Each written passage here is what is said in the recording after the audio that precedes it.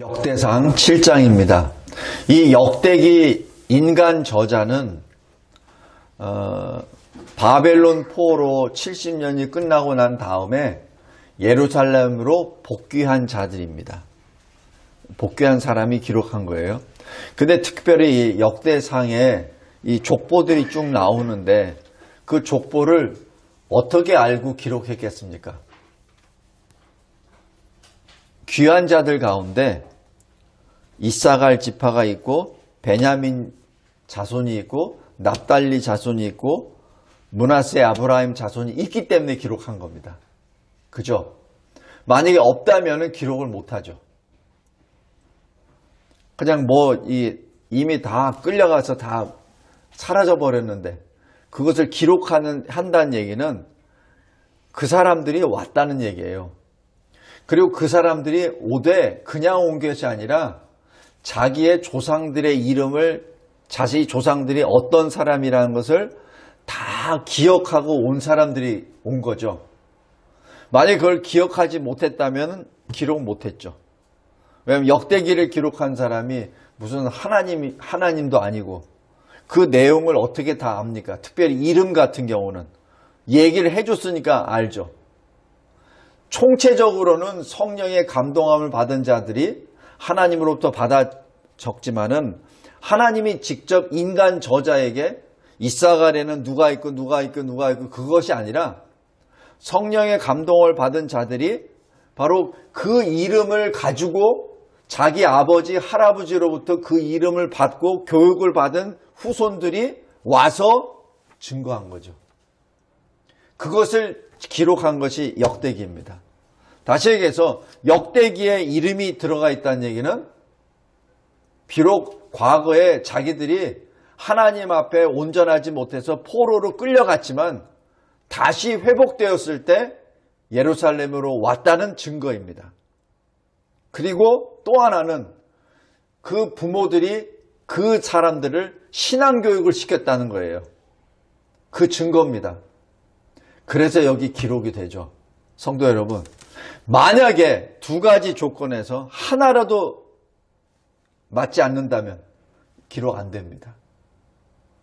만약에 돌아오긴 왔는데 부모로부터 자기 신앙의 계보를 받지 못했다면 자기 부모 이름, 자기 조부모 이름 기록할 수가 없죠. 그리고 자기 부모로부터 그 신앙은 받았는데 만약에 예루살렘으로 돌아오지 않았다면 마찬가지 기록 못했을 겁니다. 그런데 우리가 보면은 돌아오는 것이 곧 당연한 거 아니야? 자기 원래 고향으로. 그런데 실제적으로 그렇지 않아요. 돌아온 사람은 사실 4만 명, 3만 명 그렇게 몇 명 안 됩니다. 10만 명이 채 안 돼요. 근데 흩어진 사람들은 어떻게 되죠? 민수기 잘 보세요. 20세 이상만 60만 명이에요. 그죠? 그 중에서 돌아온 사람이 10만 명이 안 돼요. 그렇다면 대부분은 바벨론 땅, 그 흩어진 땅에서 그대로 살았다는 얘기죠. 왜 그렇죠? 잘 생각해 보세요. 우리도 저기 미국으로 이민 간 사람들 다시 여기 돌아오기 쉽나요? 왜냐면 거기가 더 좋은데. 왜냐면 아이들도 언어가, 학교가 전부 다 거기서 다 잘하고 다 익숙해졌는데. 그죠? 한국에 돌아오기 그렇게 쉽지 않아요. 마찬가지입니다. 당시에 예루살렘은 이미 다 무너지고 아무것도 없는 거예요. 우리 저기 느헤미야 잘 보세요. 와서 뭐 한 겁니까? 거기서 성벽 건축했잖아요. 그 얘기는 다 무너진 상태로 70년 전에 무너진 그 상태예요. 폐허가 된 상태로 온 겁니다. 지금 현재 안락하게 잘 살고 있는데 바벨론 땅에서 잘 살고 있는데 거기서 어느 정도 다 자리도 잡아갔고 또 유대인들 하면은 그래도 머리 잘 돌아가잖아요. 돈도 제대로 벌었을 거 아니에요. 뿌리가 다 내렸을 거 아니에요. 근데 거기서 그걸 버리고 폐허가 된 예루살렘으로 온다? 그거 쉬운 일 아닙니다. 그거 쉬운 거 아니에요. 여기 역대기를 기록하였던 여기 중에서 여기 특별히 여기 7장에서 스불론과 단 지파가 없어요. 이유가 뭐죠? 스불론과 단 지파의 자손 중에 누구도 온 사람이 없다는 얘기를 의미합니다. 그리고 혹시 왔더라 하더라도 자기들의 그 조상의 계보를 모른다는 얘기예요. 그러니까 어떻게 됩니까? 역대기 7장에는 스불론과 단 지파가 없죠. 다시 얘기해서 이건 뭐죠? 하나님의 역대기 책에 스불론과 단이 빠졌다는 얘기는 뭡니까? 비참한 역사란 얘기죠. 오늘 그런 모습을 잘 보고 그냥 여기 저도 처음에는 이것을 어떻게 봐야 되나라고 굉장히 고민을 하고 기도하면서 했던 것인데 이게 그냥 이름의 나열이 아니라 증인의 신앙 고백이구나. 증인의 삶과 죽음이에요. 우리는 잘 모르죠. 근데 이 사람 여기 이름 하나하나는 피와 땀과 눈물이 베어져 있는 이름들입니다. 특별히 하나님의 입장에서 봤을 때는 하나님의 택함을 받고 그리고 하나님이 끝까지 주장하심을 받는 사람들과 또 그렇지 않은 사람들이 구별이 됩니다. 여기 설교약을 보면서 보겠습니다. 먼저 여기 이 유대 사람들은 그렇다 치고 북이스라엘에 있던 사람들이거든요. 여기 7장에 있는 것은 북이스라엘에 있던 사람들은 이미 유다가 멸망하기 한 170년 전에 멸망해가지고 아수르로 다 끌려간 사람들이에요. 근데 그 사람들이 여기 지금 포함이 됐다는 얘기는 뭐죠? 분명히 이 사람들이 남유다로 내려왔든지 끌려갈 때 아니면은 끌려간 다음에 다시 자기 신앙을 회복하기 위해서 남유다와 함께 있다가 다시 돌아왔든지 아니면은 남과 북이 분단됐을 때 그 여로보암 초대 왕이 엉뚱한 종교 정책을 했을 때 신앙을 지키기 위하여 그때 남유다로 내려왔든지 아마 그랬을 겁니다.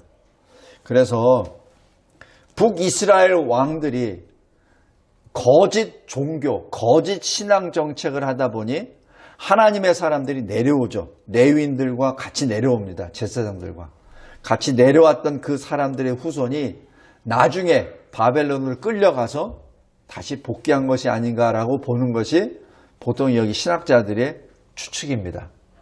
특별히 이런 사람들은 남유다가 나중에 종교개혁을 하죠. 히스기야 왕 때, 요시야 왕 때 그때 종교개혁을 합니다. 그때 이 사람들이, 이 조상들이, 여기에 기록된 조상들이 거기에 같이 동역을 합니다.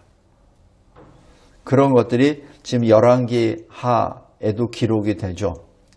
그리고 또 이 역대기에도 나옵니다. 여기 9장 3절 보세요. 역대상 9장 3절 보면은 바벨론 포로에서 복귀한 사람들이 쭉 나오는데 3절 유다 자손, 베냐민 자손, 에브라임과 므낫세 자손 중에서 예루살렘에 거주한 자 이렇게 나옵니다. 다시 해서 유다와 베냐민은 원래 남유다에 속한 나라예요. 그런데 에브라임과 므낫세 자손들은 북이스라엘에 존재했었죠. 그러니까 이 사람들은 이미 북이스라엘에 있다가 남유다로 내려왔던 사람입니다. 그러니까 예루살렘에 거주한 자가 되죠. 성도 여러분, 북쪽에 위치했었던 바로 이런 사람들이 이 종교 개혁으로 계기로 해서 남쪽으로 내려와서 나중에 포로 끝나고 난 다음에 포로 때는 같이 붙잡혀 갔다가 다시 귀환한 사람들의 명단이요. 그리고 스불론과 단지파는 여기서 빠져 있습니다. 하나님이 빠뜨린 것이 아니라 스불론과 단지파의 중에서 신앙의 자손들이 예루살렘에 없다는 얘기를 의미합니다. 하나님을 멀리하면 하나님의 기록에서 제외가 됩니다. 굉장히 두렵습니다. 그래서 여기 1번부터 6번까지 쭉 하면서 빨간 글씨로 이렇게 쭉 해놓은 것이 이 이름들을 통해서 주시는 교훈입니다. 먼저 1절에서 5절까지 이사갈 자손입니다. 창세기 49장 14절에 보면은 야곱이 이스라엘이 마지막 하나님의 말씀을 통하여 유언적으로 선포하죠. 이사갈은 건장한 나귀 같다라고 그렇게 예언을 합니다. 그 예언 그대로 여기 5절 보면은 8만 7천 명입니다. 여기 민수기 1장과 2장에 보면은 최초 광야 행진할 때 1차 인구 조사를 하고요. 그 다음에 나중에 민수기 26장에 2차 인구 조사를 합니다. 그러니까 1차 인구 조사할 때는 광야 행진 시작하기 전이고 민수기 26장에 2차 할 때는 요단강을 건너기 직전입니다. 그러니까 광야 40년을 시작하기 전에 민수기 1장 2장이고 40년을 다 마치고 난 다음에 26장에 들어갑니다. 그러니까 그때 잘 보세요. 이사갈 지파는 처음 1차 인구 조사할 때는 54,500명입니다. 그러다 2차 할 때는 10,000명이 더 늘어요. 이게 다른 지파 같은 경우는 줄어드는 지파도 있어요. 시므의 지파 같은 경우는 혁혁하게 한 4만 명이나 줄어버립니다.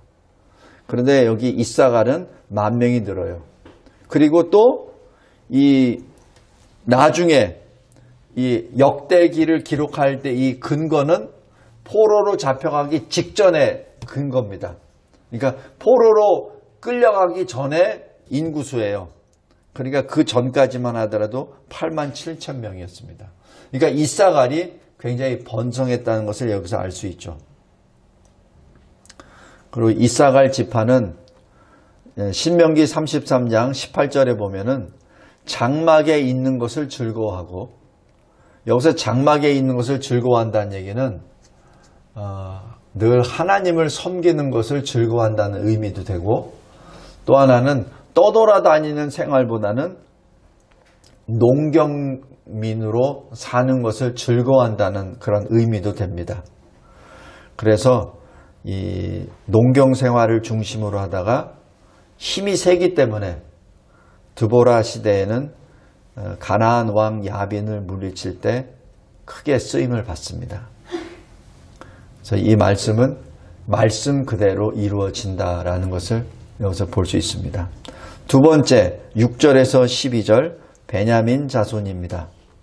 창세기 49장에 보면은 베냐민을 뭐라고 하냐면 물어뜯는 이리와 같다라고 기록합니다. 굉장히 호전적인 자손들입니다. 그러다 보니 이 사사기 20장에 보면은 베냐민 지파 하나와 11개 지파, 이스라엘 전체 지파와 전쟁이 일어납니다. 그건 전에 사사기에서도 봤지만은 참 희한한 일들이 벌어져가지고 베냐민의 이런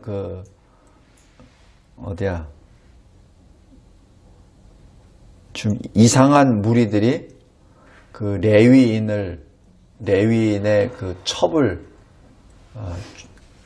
사실 죽이죠.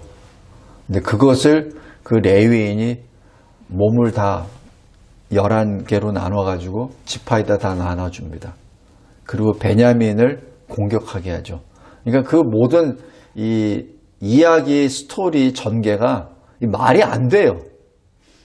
상식적으로도 말이 안 되고, 레위인이 첩을 둔다는 것도 말이 안 되고, 그리고 자기 레위인을 죽음에 몰아간 것도 레위인이에요, 사실은.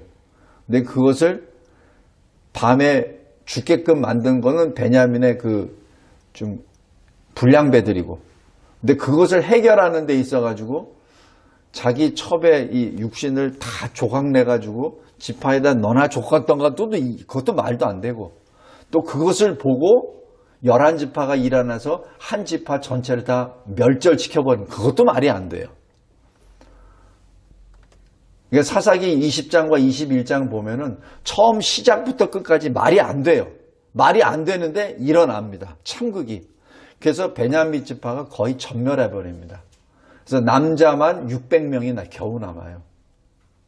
여자도 다 죽어버리고 다 쓸어버렸으니까.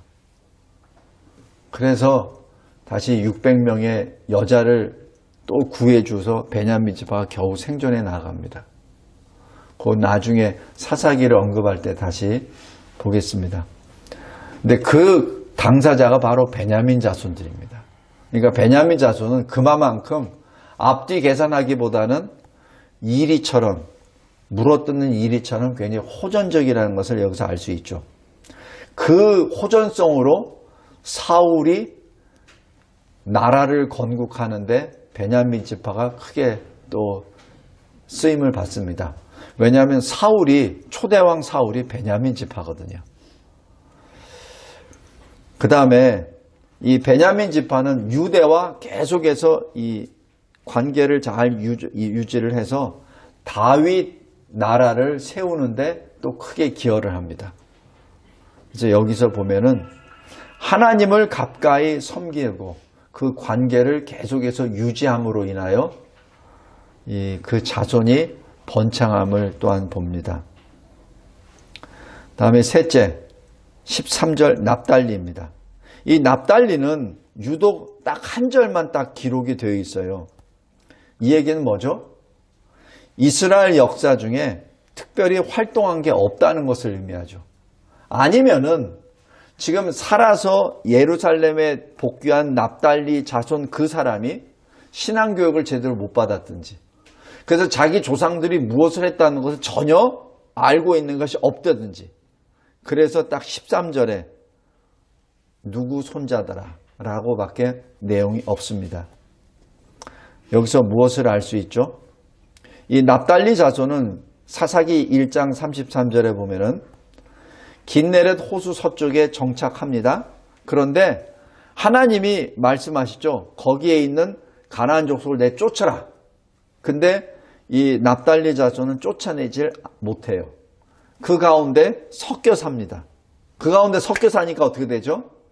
바알신을 섬기게 돼버리죠. 여기서 우리가 교훈은 하나님의 말씀을 소홀히 여기고 현실에 안주하는 자는 하나님의 나라 사역에서 제외가 됩니다. 굉장히 두려운 말씀입니다. 하나님 나라 그 사역에 제외가 됩니다. 넷째, 14절부터 19절까지 므낫세 자손인데, 여기 므낫세 자손은 므낫세 반지파예요. 왜냐하면 요단강을 중심으로 해서 므낫세 반지파가 동쪽에, 또 반지파는 서쪽에 있는 그 반지파입니다. 북이스라엘에게 속합니다. 그런데 남유다의 아사왕, 요시아왕, 히스기야 왕의 종교개혁 때 이 므낫세 지파가 합력합니다. 그것이 열왕기상 15장, 역대하 15장, 30장에 계속 나오죠. 그 다음에 이 므낫세 자손들이 바벨론 포로를 마치고 귀환한 후에 예루살렘 성전 재건에 동참을 합니다. 그러나 동참하지 아니하는 사람들도 또 존재합니다. 그들은 어떻게 되죠?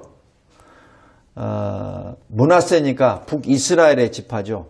그러니까 아수르에 의하여 주전 722년에 끌려간 이후에 사라져버립니다. 다시 얘기해서 예루살렘으로 귀환하지 않습니다. 그러니까 그 이방 족속에 흡수가 되어버렸다는 것을 알 수 있죠. 그 중에 여기 므낫세 둘째 아들 슬로보아스에게는 아들이 없어요. 딸들만 남아서 나중에 이 여자에게 상속하는 그 사례를 여기서 남기게 됩니다. 그래서 소결론은 뭐죠? 므낫세 자손을 바라보고 하나님을 멀리하는 자는 그대로 멀리 추방되고 하나님을 가까이하면 하나님이 동행하십니다. 다음에 다섯째, 에브라임입니다. 20절에서 29절입니다. 에브라임은 므낫세의 동생이죠. 그런데 이스라엘이 예언할 때 말하죠. 창세기 48장에 동생이 형보다 크리라. 그래서 여기 에브라임의 자손 중에 한 사람이 바로 이 여호수아입니다. 여호수아가 가나안 정복을 하는데 총지휘를 하죠. 그 다음에 또 이 솔로몬이 죽고 르호보암이 왕이 되었을 때 그때 남과 북이 분단이 되죠. 그때 북쪽의 지도자가 여로보암, 바로 이 에브라임 지파입니다. 그러다 보니 이 에브라임 지파를 통해서 북이스라엘이 사실 움직이게 됩니다. 그래서 북이스라엘의 대표 지파는 에브라임이고 남유다의 대표 지파는 여기 유다 지파가 됩니다. 반면에 여기 오늘 역대상 7장 21절 보십시오. 그 아들들이 있었는데 에셀과 엘르앗을 낳았으나 그들이 가드 원주민에게 죽임을 당하였다라고 기록합니다. 그러다 보니 사실 이제는 후손이 없어져 버렸죠. 그러자 22절 에브라임이 여러 날 슬퍼함으로 형제가 가서 위로하였더라. 그래서 이 형제들이 에브라임을 위로하여 그리고 23절 에브라임이 그의 아내와 동침함에 브리아를 낳습니다. 여기 형제애를 여기서 알 수 있어요. 여기서 굳이 왜 이런 내용을 썼을까? 형제가 가서 위로했다라는 것을 왜 기록했을까? 이게 굉장히 중요한 역사이기 때문에 만약에 이 형제의 위로가 없었다면 에브라임의 브리아라는 아들도 없고 브리아는 누구의 조상이죠? 여호수아의 조상이에요. 그러니까 만약에 브리아가 없었다면 여호수아도 없고 그렇다면 에브라임이 가나안 정복을 할 때 그렇게 커다란 위치에 차지하지 못하게 됩니다. 성도 여러분, 우리 각자의 삶이 그래서 중요해요. 지금 당장 내가 별 능력도 없어. 재물 가진 것도 없어. 거기에 낙심하지 말기 바랍니다. 나를 통해서 어떤 한 사람이 여기에 있는 여호수아 같은 존재가 나올지 그거는 모르는 거예요. 여기 에브라임이 자기 두 아들을 잃고 난 다음에 사실 어떤 길을 걸어가는지는 눈을 봐도 훤합니다. 그런다고 가나안을 어떻게 정벌할 수도 없고 계속 그렇게 하다가 형제들이 와서 힘이 되어주죠. 그리고 브리아를 낳고 브리아의 후손 중에 여호수아가 가나안을 정벌하게 됩니다. 성도 여러분, 형제의 서로가 힘이 되어주는 것이 커다란 능력이요. 또 이러한 것이 합력해서 처음에는 위기를 맞으나 에브라임 지파가 그러나 말씀대로 이루어지는 하나님의 초자연적인 역사를 봅니다. 그 다음에 여섯 번째 아셀 자손입니다. 30절에서 40절입니다. 이 아셀 지파는 두보라 시대에 매우 비협조적으로 나옵니다. 그러니까 두보라가 같이 나가서 싸우자라고 할 때 같이 동참 안 합니다. 그러나 기드온 시대에는 기드온과 함께 미디안을 물리칩니다. 그래서 여기 잘 보세요. 그런데 병력 수가 민수기 1장에서는 4만 1,500명이에요. 그러다가 민수기 26장 2차 인구 조사할 때는 10,000명이 더 늘어나요. 5만 3천 명 됩니다. 그런데 오늘 여기 본문 40절 보십시오. 계수하니까 2만 6천 명이었더라라고 줄어듭니다. 여기에 분명히 어떤 이야기가 있을 거예요. 그런데 그 이야기는 여기에 빠집니다. 근데 우리는 그 말보다도 그 지파의 수를 보면은 대략 나오죠. 그 말은 자기 주관적인 그 의견이 들어가기 때문에 틀릴 수가 있어요. 그런데 이 숫자, 이 병력 숫자를 봤을 때는 그것은 분명한 사실이 되죠.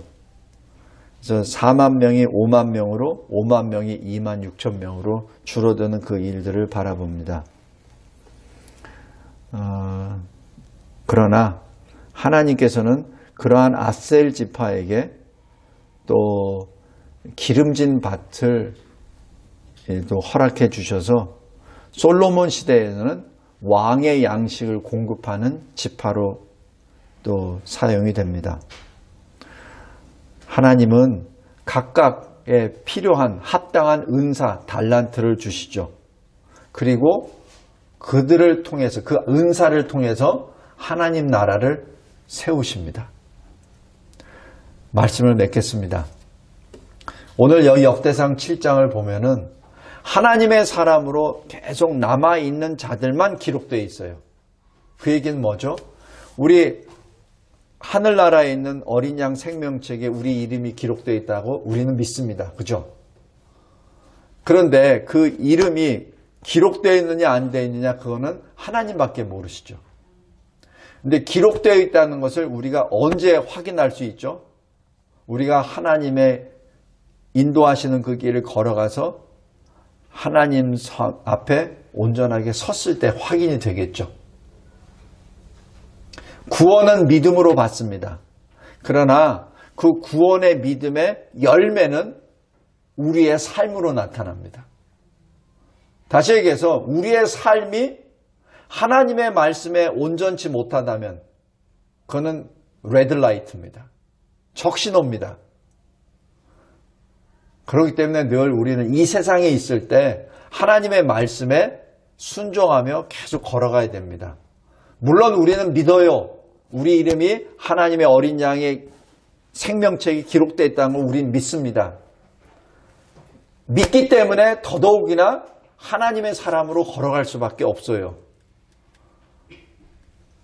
내가 하나님의 사람이라는 걸 믿습니다.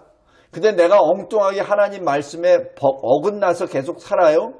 근데 거기에 대해서 양심의 가책, 하나님 앞에 회개하지 않는 마음이 계속 있다면은 그거는 빨리 회개의 영을 달라고 하나님께 부르짖어야 됩니다. 그죠? 그렇지도 않고 계속해서 내가 그냥 나는 하나님의 사람이니까 라고 말은 하면서 삶은 세상 사람들과 똑같이 살아나가면서 입으로만 하나님의 사람이라고 얘기했을 때 과연 어린 양의 생명의 기록책에 내 이름이 기록되어 있을까요? 나의 삶을 내 자손은 아는데 내 자손이 나의 인생에 대하여 하나님 앞에 뭐라고 할 건가요? 오늘 여기 역대기도 잘 보십시오. 그 조상들의 삶에 대하여 후손들이, 자손들이 지금 기록한 것 아닙니까? 그죠? 만약에 조상들이 그대로 이렇게 안 살았다면 후손들이 여기다가 기록을 못했겠죠. 여기 13절 잘 보세요. 납달리 자손 잘 보세요. 납달리 자손도 분명히 사람들이 많이 있었을 거예요. 그런데 납달리 사람들이 하나님 나라를 위하여 한 게 아무것도 없어.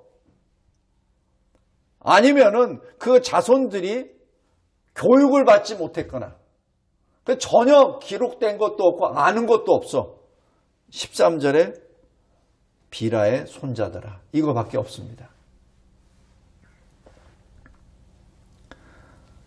그리고 에브라임 자손을 잘 보세요.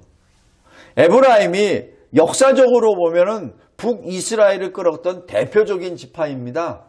그런데 그 대표적인 지파에 대해서 설명을 할 때 뭐가 지금 제일 분량이 많이 들어가죠? 에브라임의 두 아들이 죽임을 당하고 형제들이 가서 위로하고 그리고 부리아를 낳고 그리고 그의 후손 중에 27절 여호수아더라. 이걸로 끝납니다. 그죠? 그러니까 에브라임의 그 많은 사건, 그 많은 사람 가운데 하나님이 주목하시는 것은 여호수아죠. 그 여호수아의 조상 부리아입니다. 그 부리아의 아버지 에브라임이죠. 지금 초점이 그렇게 들어갑니다. 성도 여러분, 우리도 마찬가지예요. 우리가 하나님 나라에 갔을 때 우리를 뭐를 보시겠냐고요. 이 세상에서 어떤 것을 보겠냐고요. 하나님은 형제들이 서로 위로하고 힘이 되는 것을 기억하시고, 그러면서 하나님 나라를 만들어 나아가는, 건설해 나아가는 그것을 기억하신다는 얘기죠.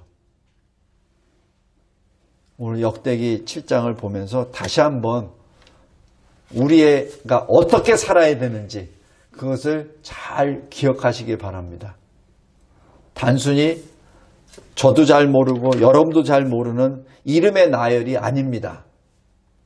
이름의 나열 가운데 하나님이 우리에게 주시고자 하시는 하나님의 마음과 뜻이 있습니다. 그 뜻을 마음에 새기며 하나님 앞에, 그리고 우리 자손들 앞에 예수 그리스도의 증인과 하나님 계명을 지켰다는 그 증언을 듣는 우리의 삶이 되시기를, 죽음이 되시기를 주 예수 그리스도의 이름으로 기도합니다. 하나님 아버지, 감사하고 감사합니다. 하나님께서 주시는 이 역대기 7장을 통하여 다시 한번 하나님 앞에 엎드립니다. 나의 삶이 하나님의 전능하신 오른손에 붙잡혀 쓰임을 받아 하나님의 나라와 의를 나타내는, 하나님이 기뻐하시는 우리의 인생 여정이 되게 하옵소서. 저희들에게 맡겨주신 자손들에게 이 모든 것들을 가르치고 전하게 하여 하나님을 잊지 아니하는 하나님의 백성으로 끝까지 이 마지막 때 믿음으로 승리하는 주의 거룩한 백성 되게 하옵소서. 예수 그리스도의 이름으로 기도드리옵나이다. 아멘.